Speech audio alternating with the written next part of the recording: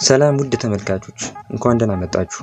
በዛሬው ቪዲዮ ተንቀባራው የእርማት ጊዜያቸውን የሚያሳልፉበትን ማረሚያ ቤቶች እናያለን። ድንገት ሳት ብሎት ወንጀል ለሰራ ሰው በምቾት የሚያጥለቀልቁ ወህኒ ቤቶች እንዳሉ ታውቃላችሁ? በመጀመሪያ ለዚህ ቻናል አዲስ ከሆናችሁ ሰብስክራይብ ማድረጋችሁን እንዳትረሱ።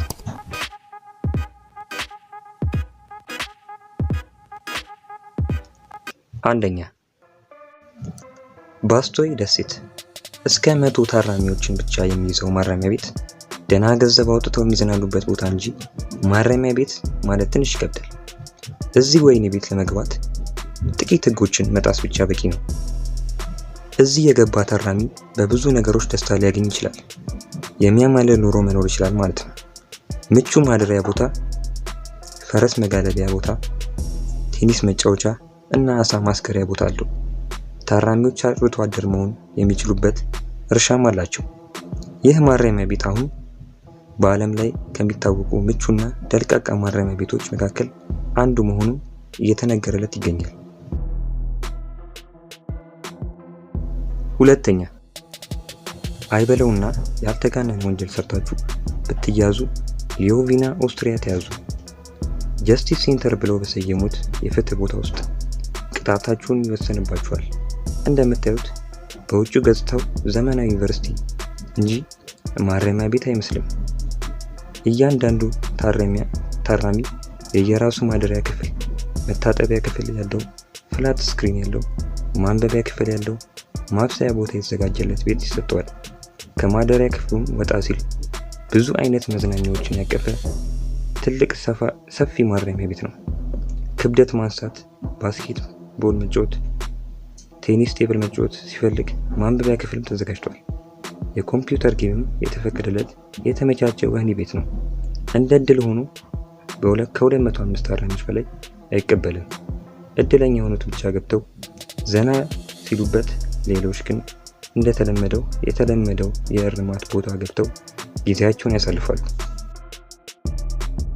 ሶስተኛ፣ አራንጃይዝ ማረሚያ ቤት። ይሄ ማረሚያ ቤት የሚገኘው ስፔን ውስጥ ነው። ቤተሰብን የሚያስተናግድ ለየት ያለ ወህኒ ቤት ነው። ቤተሰብ እንዳይከፋፈል ይፈልጋሉ መሰለኝ። ህፃናት ሊያድጉበት የሚችሉበት ምቹ ቦታ አዘጋጅተዋል። የስነ ልቦና ባለሙያዎችም ቀጥረዋል።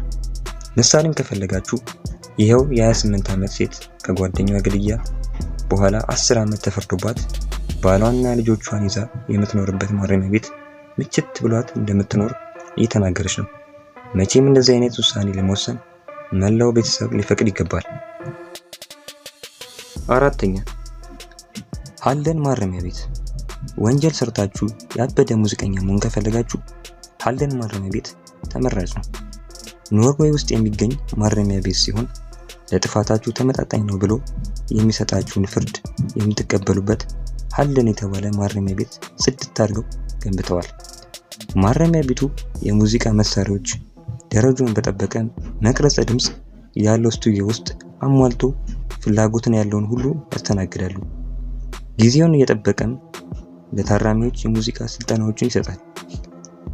እዚህ ሃልደን ማረሚያ ቤት የገባ ሰው የእንጨት ስራ ሙያና ሌሎችንም ስልጠናዎች ይሰጣል።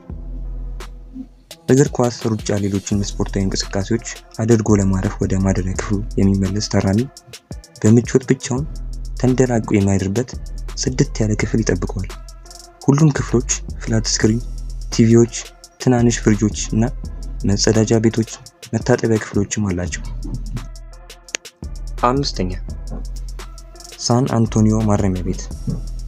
በትርፍ ስሙ የጭፈራው ማረሚያ ቤት ይባላል።